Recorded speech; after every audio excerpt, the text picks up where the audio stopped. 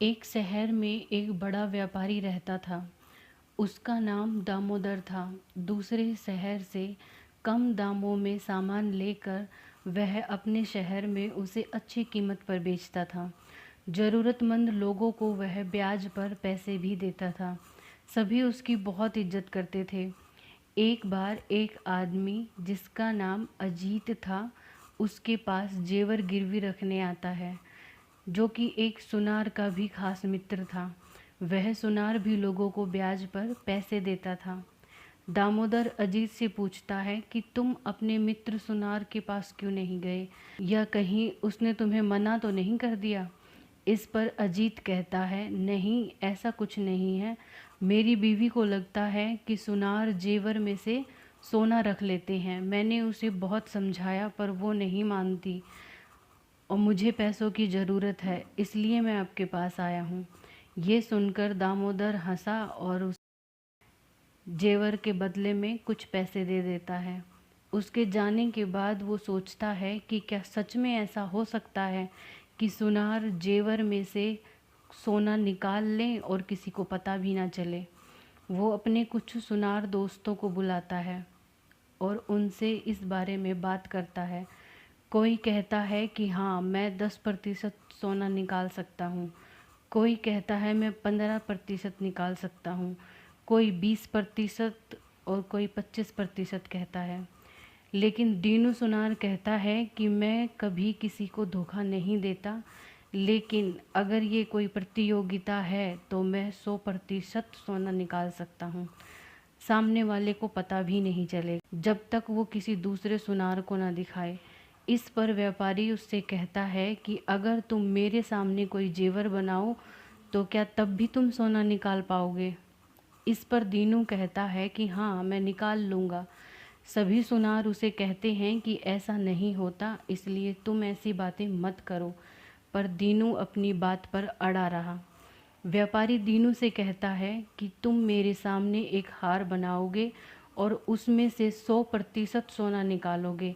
अगर तुमने 100% सोना निकाल लिया तो सोना तुम्हारा, और अगर तुम इसमें फेल हुए तो तुम उसी समय मुझे उस सोने के बराबर नगद रकम दोगे। दीनू मान जाता है। अगले ही दिन दीनू व्यापारी के घर आता है। व्यापारी उसकी तलाशी लेता है और उसे हार बनाने के लिए जो भी औजार चाहिए और सोना, दोनों चीज़ें दे देता है और खुद भी उसके सामने ही बैठ जाता है। दीनू अपना काम शुरू करता है। शाम होने से पहले ही दीनू अपने घर चला जाता है। घर जाने से पहले फिर से तलाशी ली जाती है। घर जाकर दीनू आराम करता है और देर रात को उठकर अपने भाई की मदद से बिल्कुल वैसा ही हार जैसा वह सोने का बना रहा था, अपने घर पर पीतल का बनाना शुरू करता है। अब दिन में वह सोने का हार बनाता और रात में पीतल का। 5वें दिन सोने का हार पूरा हो गया। शाम के समय वो हार व्यापारी को सौंपने वाला था। शाम को व्यापारी ने कहा कि दीनू, मुझे तुम पर दया आ रही है। देखो, तुम अपने बड़बोलेपन की वजह से एक अच्छी खासी रकम खो दोगे, क्योंकि हार तो तुमने मेरे सामने ही बनाया है। मेरी नज़र तुम पर हमेशा रही है। ये हार बिल्कुल सोने का है। चलो जाओ, अपने घर से नगद पैसे ले आओ। इस पर दीनू कहता है कि मैं बहुत शर्मिंदा हूँ।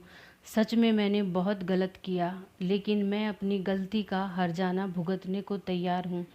बस मेरा एक आखिरी काम रह जाता है, वो मैं पूरा कर लूँ, उसके बाद मैं आपको पैसे दे दूँगा।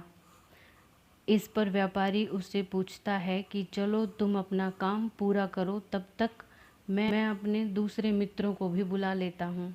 दीनू कहता है कि मुझे दूध और दही का मिश्रण चाहिए, जिसमें कि मैं कुछ समय के लिए इस हार को डालूँगा। ऐसा करने से इसकी चमक सालों साल बनी रहेगी। व्यापारी कहता है, अगर ऐसा था तो तुम्हें मुझे ये बात कल बतानी चाहिए थी। इस समय ना तो दूध मिलेगा और ना ही दही। दीनू माफ़ी मांगते हुए कहता है, घर जाने से पहले मैं बताना चाहता था, लेकिन फिर मेरे ध्यान से बात निकल गई। व्यापारी कहता है, तो अब इसका क्या हल निकल सकता है।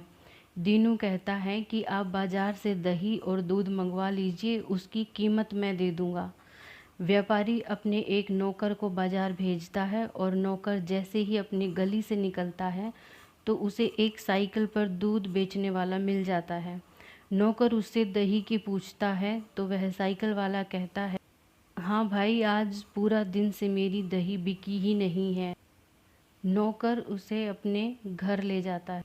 दीनू उससे कहता है कि दूध और दही की कीमत मैं तुम्हें देता हूँ, लेकिन ये दही मुझे सिर्फ हार डालने के लिए चाहिए, बाद में इसका यहाँ कोई उपयोग नहीं है। इतना कहकर दीनू हार को पहले दही में डुबोता है और फिर दही में से दूध में और पानी से धोकर व्यापारी को दे देता है।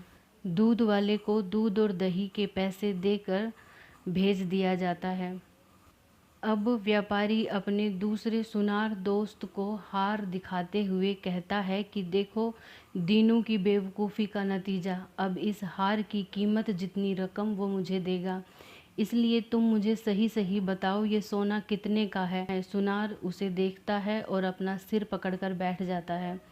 व्यापारी उससे पूछता है कि क्या हुआ। इस पर सुनार कहता है, दोस्त, ये हार सोने का नहीं बल्कि पीतल का है। ये सुनकर व्यापारी भी हैरान रह जाता है। अगले दिन फिर से दीनू को बुलाया जाता है और उससे पूरा सच पूछा जाता है। तब दीनू बताता है कि मैं यहाँ काम करने के बाद घर जाकर पीतल का हार बनाता था। आखिरी दिन जो दूध वाला आया था वो मेरा छोटा भाई था। दूध के बर्तन में मैंने असली हार रख दिया था और उसमें से पहले से रखे हुए नकली हार को निकाल कर आपको दे दिया था। तरीका चाहे जो भी हो, दोनों समय मेरी तलाशी ली जाती थी, फिर भी सोने का हार मेरे पास है। शर्त के अनुसार अब हार मेरे पास ही होना चाहिए। सभी उसकी चालाकी से हैरान हो जाते हैं। व्यापारी ने शर्त के अनुसार वो हार उसे दे दिया। इस तरह दीनू अपनी चतुराई से शर्त जीत गया और व्यापारी को अपनी हार स्वीकार करनी पड़ती।